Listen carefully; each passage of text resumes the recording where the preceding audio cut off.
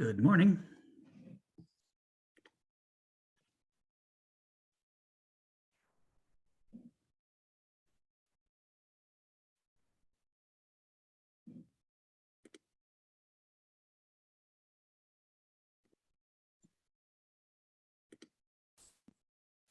Hello, good morning. The other Hannah is having some car difficulties, so she's gonna hop on a little bit later, but I'll start the Zoom for you. Okay, And like we mentioned before, all the teachers in classrooms will hop on. So when a few hop on, then I'll introduce you and get it started. And I'll man the chat bar as well for you if people have questions. okay, and feel free to interrupt me at any point because I'm not going to be paying Checking it. attention to the chat, so I'll just be chugging along and stop me whenever. I take no offense because I'm happy to elaborate if a definition is needed or any kind of explanation. Okay, perfect. And then, yeah, we can remind those teachers and students of that. They know, but we'll remind them. Yeah, And they have I'm sure they all know how to Zoom chat and that kind of thing, but yeah, just want to let you know. Yes, no, thank you. And we also handed out all the flyers that you sent us. So they have that, and then they have some questions that will be answered in the PowerPoint. And it was, what makes you eligible? How to enroll? And I think it was the phone number that we did to contact. So if they ask questions on that, that's probably why they are asking, because they have that sheet. Sounds good. And yeah, and yes, those questions will be answered in the PowerPoint, but Okay, no, that's where I took them from. So it's to make sure that they're paying attention and retaining. gotcha. Yeah, so there'll be a quiz at the end. Yes, yes, and it's the answers that they'll need when they need assistance. So we have one class, and then we'll have a couple more pop in. And like we mentioned before, they don't always turn the camera on because some don't have the capabilities, or there's 20 people fidgeting in a class and it gets a little distracting for them to see many screens like that. Fair enough. So let's give it a couple of minutes. Oh, and for all the folks involved with schools and libraries, the Emergency Connectivity Fund has reopened its enrollment window. So schools and libraries that haven't, sent in an application to get some of that broadband assistance probably ought to do so. Yeah. But this presentation is just on EBB, but so I can get the ECF page here. I'll put it in chat. And okay.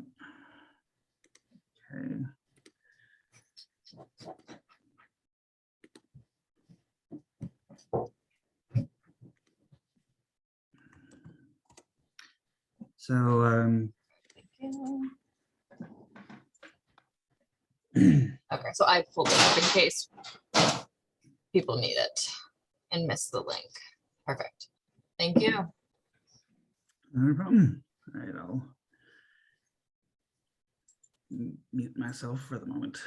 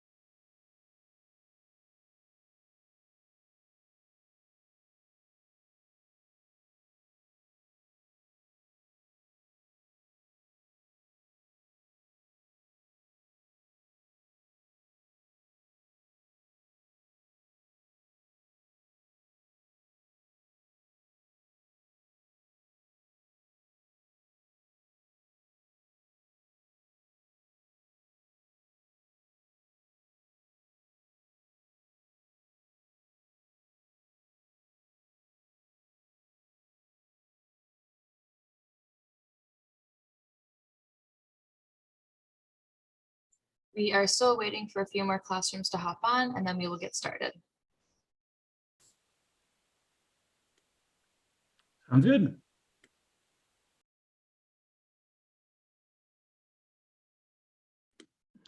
Oh, and just checking, you did want me to run the slideshow on my end? Yes, let me share the screen now. So you should be able to. Okay, sounds good.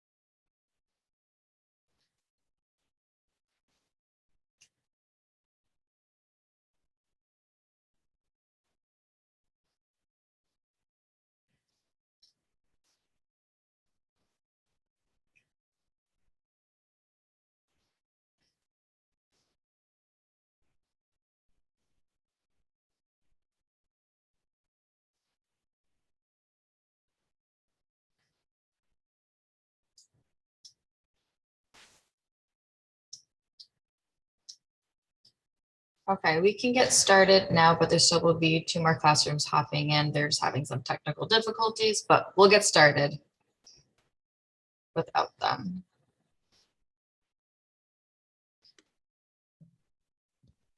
All right, perfect. So welcome, everyone. This is Dave. He will be talking about the emergency broadband benefit. So like I already told Dave, you guys have the flyers out in front of you, and you also have some questions that will be answered throughout the presentation. But the questions are important and will help you realize if you're eligible and how to apply. So the floor is yours. Thank you very much. So I'm Dave Savaline. I'm a consumer outreach specialist with the Federal Communications Commission here in Washington, D.C., or from my basement because of the pandemic. But I am here to talk about the emergency broadband benefits, or EBB. I'll just bring up the slideshow. If my computer will cooperate. Okay. Why is it not? There it is. Sorry. Okay. So for this slideshow, we're going to answer the following questions. What is the EBB benefit? Who is eligible? How can households apply? And the FCC Partner Toolkit, which is a bunch of tools that we have developed and made available to the public to help promote EBB. As of September 19th, over 5.7 million households have signed up for EBB, which is the good news. The bad news is that that still is, I don't have the specific number, but it's less than 1/3 of the households that would actually be eligible for it. So there's still a lot of work to do to get the word out about EBB. In New York State, over 358,000 households have signed up. And because we still have so much of the uncertainty regarding the pandemic, we would hate for people not to take advantage of this opportunity to save on their internet bills. So what is EBB? As part of the Emergency Broadband, of the Appropriations Act of 2021, the Emergency Broadband Connectivity Fund was created. It's a $3.2 billion fund, which established the EBB. And this is a benefit, a temporary discount on monthly broadband bills for qualifying households. There's 2 main ways that this benefit is received by consumers. The first is up to a $50 per month discount on broadband service and associated equipment rentals. So if, if your internet service has a router fee, modem fee, anything related in that regard, this $50 per month can be applied to that. If the household is located on tribal lands, that discount can be up to $75 per month. That is because Congress passed the law with that provision, if you're curious as to why that is. The second benefit is for those people who have an internet service provider that also sells or provides equipment for accessing the internet, such as a laptop, a desktop computer, or tablet. You can get a one-time discount of up to $100 towards the purchase of a laptop, desktop computer, or tablet purchased through that participating provider. And I'll just take a moment to say what this benefit is not, because the biggest misunderstanding that a lot of people have is they think that this benefit will be a check in the mail, the same way that certain other pandemic-related relief programs have been a check in the mail. This will appear as a discount on your bill. So there won't be a check in the mail, and for the equipment discounts, it's not going to be a gift card to Best Buy that you go and you spend at Best Buy or some other electronics retailer. It will be after you purchase the equipment, the discount appears on your bill. And I will also note at this point that mobile phones are not eligible for the discount of up to $100. It has to be a laptop, desktop computer, or tablet. That's the way the law was written. But if you have a mobile broadband service that you get through a mobile phone or any other device, you can apply the $50 per month discount towards that. Right, we did have a question, or I guess a request for a short definition on broadband, which could then lead to what is the cellular broadband service. And then we had someone ask about what are tribal lands, and I don't want to speak on behalf of you, but I believe that is when the government has allocated the land for Native Americans. And if you live on those lands, like, you are notified of that. So that's what that is, I believe, right? Yes. The discount regarding the $75 per month is if the household is located on tribal lands, and the definition of broadband, I don't want to misspeak here, so I'm looking it up as it applies. So as it applies to this program, so it commonly refers to high-speed internet access that is always on and faster than dial-up.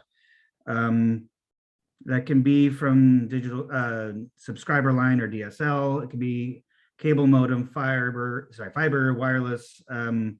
There are speed minimums as far as how it's applied to this, but the speed minimums also take into account location, because if you live in a city, you may have a number of broadband providers to choose from, and you would have fewer in rural areas. So without getting too deep in the weeds, it needs to be faster than traditional dial-up. And I can provide links later that give more, elaborate on the definition of broadband, if that would be helpful. Yes, please. Thank you. I will keep on moving here. So who qualifies for the benefit? So a household is eligible if any member of that household receives or is eligible for any number of federal programs meant for low-income households, including if a Pell Grant was received in the current award year, if the school that's one of the household members goes to, if they're approved to receive benefits under the free or reduced school lunch program or school breakfast program. This next one's a little complicated. If they experienced a substantial loss of income due to job loss or furlough since February 29th of 2020, that date was chosen because of the start of the pandemic, and this loss of income, which can be proven by a pink slip, a furlough notice, an application for unemployment benefits, etc. But the household has to have a total income in 2020 below 99,000 for single filers or 198,000 for joint filers. The reason for that being this is supposed to be for low-income families, not for a CEO who lost their CEO job. So there is an income cap that applies. Also, if a participating internet service provider has an existing COVID-19 related or pandemic related or low income program, and the household is eligible for that, that can be used as eligibility for EBB. And finally, if somebody qualifies, if a household qualifies for Lifeline, then they also qualify for EBB. So what's Lifeline? Lifeline is a program that's been around since 1982, I think. Pardon me, sorry, my apologies if I'm wrong, but it was in the 1980s. Lifeline is a program that lowers monthly cost of phone and internet. Eligible households receive $9.25 towards their bill every month. And on tribal lands, that can be up to $34.25 per month. This is the program that's funded by the universal service fee that you may see on your phone or internet bills. So that money goes directly into programs like Lifeline, into school and library, internet service assistance, et cetera. The Universal Service Administrative Company, or USAC, is the one that administers both Lifeline and EBB. So while while consumers are applying for EBB, we're encouraging them also to apply for Lifeline. If they qualify for one, they probably qualify for the other, and they stack on top of each other, so there's no reason not to. And the qualifications for Lifeline are listed here. If the household income is less than 135% of the federal poverty guidelines, I don't have that number off the top of my head because it changes. Or if a household participates in a number of programs such as SNAP, Medicaid, SSI, federal public housing assistance, et cetera. So, like I said, if people are applying for EBB and they aren't taking advantage of Lifeline right now, they absolutely should. So if it's one benefit per household, what's a household? You may already know what a household is, but just for the purposes of this program, a household is defined as a group of people who live together and share money towards common expenses, even if they're not related to each other. So if you live together and share money, you're one household. If you either don't live together or you don't share money towards common expenses, then you can be two or more households. And a household can qualify because of eligible dependent children who happen to get reduced or free school lunches. And that includes anyone who lives in a district where the entire district is giving reduced or free school lunches. That's just because of the way the law is written, qualifies the entire district. And if there is an elderly dependent who gets SSI, then the household qualifies, et cetera, et cetera. So yeah, if you're sharing money towards rent, bills, utilities, et cetera, then you are one economic unit, you're one household. When you apply, you will have to answer questions about your households when you apply, and there is an eligibility worksheet available on the USAC website. I'll give it to you now, and I'm going to repeat it about a dozen times because if there's one piece of information that you take with you from this presentation, it should be this website's name, getemergencybroadband.org. That's getemergencybroadband.org. That's the USAC website where you can apply for EBB and get the eligibility worksheet and other helpful materials. I do have a quick question in regard to the household. There are often times where students here will be receiving DHS benefits, but sometimes they separate the case from parents or other family members. but they're still in the same physical household and they're still putting all of their money into paying for that household, but their cases are separate. Are they still considered under one household? If they are living with other people and sharing money towards rent and utilities, et cetera, or mortgage or whatever, then they're considered one household. Okay, And that does mean that you can apply for one benefit per household. So that's another way that this manifests, is that Okay. you can have a lot of people that are eligible, but this just means you get one benefit per household. okay, thank you, that makes sense. So obviously, there's a lot of people who live in multi-unit dwellings, apartment buildings, nursing homes, homeless shelters. You can have in those situations multiple households that have one address. So each one of those households can apply separately for EBB. Some multi-unit dwellings have a situation where the landlord has applied for and provides internet service for all of their units.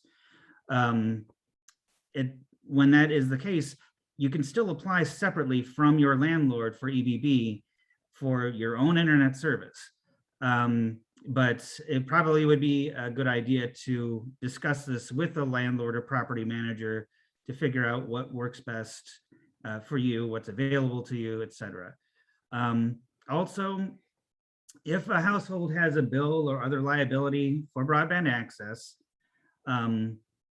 the household is still eligible for EBB. So you could still have an outstanding bill and you didn't pay the bill and you lost your internet service. With EBB, you can still get internet service, even with the same company that you had before. You just have to set up a new EBB related internet service account. All right, and all right, I will go on to the next slide. So EBB opened enrollment on May 12th. This is an important distinction between EBB and Lifeline. EBB is a temporary program that was developed in response to the pandemic. This program is going to end when one of two things happens. First, once the program's funds are exhausted, the $3.2 billion I mentioned earlier, and from what I know at this point, we're nowhere close to exhausting those funds, so, which means we got to get the word out. We want to exhaust these funds. We want people to take advantage of this program.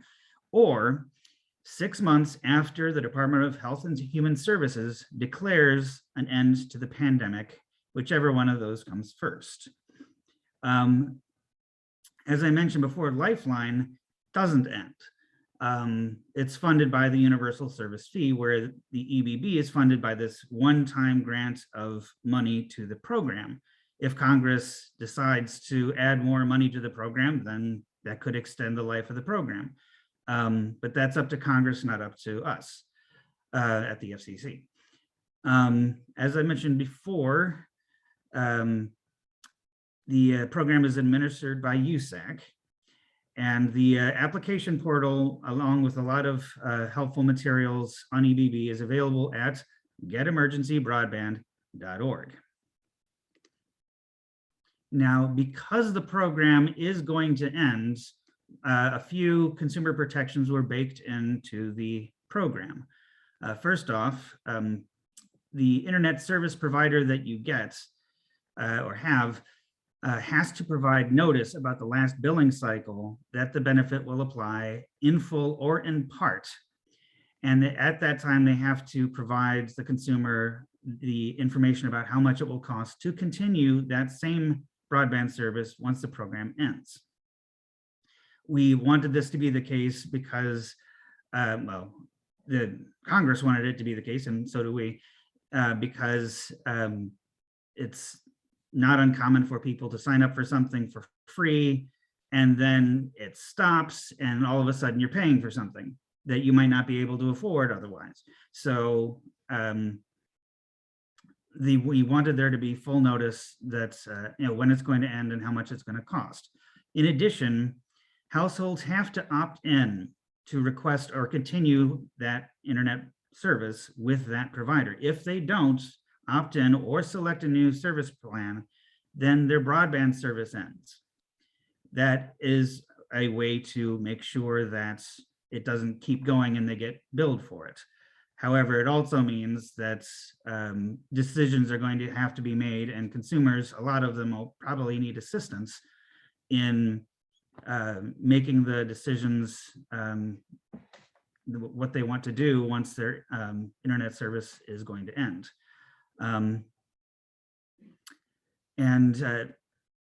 Let's see. Yeah, even if it's the same internet service provider that they had before EBB, they're going to have to opt in to continue that service. And hopefully the notice the internet service providers are giving will assist, and the internet service providers obviously have a vested interest in keeping their customers. So hopefully there will be communication to keep them as a customer, and so the service will continue. Now, it's important to note that not all internet service providers are participating providers. Each internet service provider, whether it's the larger ones like the Verizons or the smaller ones, had to register with the FCC to be participating providers. So the FCC has a list of every internet service provider broken down by state, and that list is available both at getemergencybroadband.org or the FCC's internet service. Whoops, I'm sorry. Or at the internet service, excuse me, at the FCC's EBB page, which is www.fcc.gov/broadband benefit. And the participating providers are both fixed broadband service providers, such as your traditional cable, fiber optic, DSL, wireline service, and mobile broadband services that provides their service throughout a cellular coverage area. So also it's important to note that not all of the internet service providers that are participating sell equipment. So that $100 discount towards equipment only applies to those participating providers that sell the equipment. So when people are assisting others in signing up for this, you probably want to take a look at that list and choose an internet service provider based on whether you want that $100 discount or not. So how do people enroll for EBB? There's 3 ways to do it.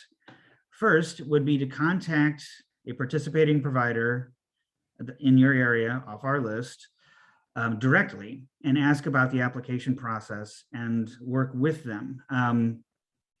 Second way is to go to, there's that website again, getemergencybroadband.org, and apply online. And once you have applied and determined your eligibility and been given affirmation that you are eligible, then you contact the participating provider of your choice. The third way, obviously, there's going to be some people who don't have the internet right now that would be applying to this to get internet service. So it's possible to mail in an application along with proof of eligibility to the address listed here, and I will list it again later in the slideshow. So enrolling through a provider. So step 1 is contact a service provider, and step 2 is working with them. There is a program that we use and USAC uses called the National Verifier Service Provider Portal. And that's one way that USAC has determined whether people are eligible for Lifeline. They go through all of the various databases as to who receives SNAP or SSI or various other government programs, and then they can verify that someone's eligible. And they're using that for EBB as well. The internet service providers may have other approved alternate verification systems themselves. So when applying through the provider, you can ask about what assistance they can provide in getting you signed up. Applying online. So you go to getemergencybroadband.org, Right on the center top of that website, there is a menu, how to apply. And so you scroll that down and you complete the electronic application process. And then the website will give you an eligibility determination. And then you can take that with you when you apply through a provider. And applying by mail. So there is a downloadable, printable paper application at getemergencybroadband.org. And some providers may be willing to mail supply a customer with a paper application. And then the mailed application, along with supporting documents proving eligibility, is mailed to Emergency Broadband Support Center, P.O. Box 7081, London, Kentucky 40742. Okay, now showing that you qualify, there is some information that you're going to have to provide as an applicant to prove who you are, your identity, your address, and your eligibility. So documentation can also be mailed or submitted electronically if there's the furlough notice or SSI information or other proof that you are eligible. And examples of acceptable documents to validate eligibility can be found at getemergencybroadband.org under the How to Apply menu under Show You Qualify. And I will note at this time that in the application, the electronic application process, one of the fields is to provide the last 4 digits of your social security number. I just want to mention you don't have to provide your social security number. I know that there are a number of consumers out there who are nervous when it comes to using their social security number for anything as far as identification is concerned. So right under that field, there's a link that offers you the opportunity to provide identification information other than social security number. So I just wanted that to be out there. All right, finally, the outreach toolkit that we have, a collection of social media printables and other tools that grassroots organizers, community groups, et cetera, can use to help raise awareness about EBB. All of these tools are publicly accessible, downloadable, free to use, and also they can be co-branded and adjusted so that it uses your voice and better suits the needs of your own constituencies, which basically you know better than we do. So as far as social media items, we have logos, newsletter inserts, draft press releases, social media images. We have a whole host of printables in a number of languages. We also have videos and audio content that is free to share. I'll just zoom through this. So logos, including the ones that appear here, the social media images that can be used as tags to lead people to helpful information, and various other things that can be co-opted and rebranded and revoiced to help your own constituencies, and various printables, including these fact sheets and flyers that you see here, and audio and video content, including a one that's in American Sign Language. There's a video on the overview of the program and how to apply, and there's a PowerPoint slide deck, much like the one I'm currently using, that you can also download and use. Now on accessibility, all of our information and all of USAC's application information is available in English and Spanish, but we've also translated some of our handouts and fact sheets into these 12 languages that you see here. If there's a language that is needed that you don't see here, feel free to contact us. The email address, I'll just mention it now, broadbandbenefit@fcc.gov. That's broadbandbenefit, one word, @fcc.gov. If there is a particular language or need that you may have for more accessible consumer information. Also, there are accessible formats for people with disabilities, including Braille, large print, electronic files, audio format. The place to email if you need any of those is listed right here, fcc504@fcc.gov. That's fcc504@fcc.gov. And finally, I'll just mention once again, www.getemergencybroadband.org, and that the FCC, our own EBB page is at www.fcc.gov/broadband benefit. And if anyone has questions while they're applying or questions about the program in general, the toll-free number at USAC for EBB specifically is 833-511-0311. That's 833-511-0311. And with that, I'd be happy to take any questions that you have. I do not see anything in the chat, so we'll give it a minute or so, but I do have a question. If you do end up calling the phone line, are there translators available on the phone, or would the students need to get their own if need be? Yes, there are people available, translators. We also have a translation service, so we could set up a phone call if needed. Yes, I do. I'm trying to remember off the top of my head as far as people they have in-house, but I know that they have at minimum English and Spanish in-house that can take the phone calls, but I believe they have some of the additional languages as well. I don't have the list in front of me, but they do. Okay, thank you. And I see that Francis asked me about a hard copy of the presentation. Yes, I have the presentation and I can hand it out to teachers. So please reach out and request that if you would like a copy. Yeah, please. Any more questions?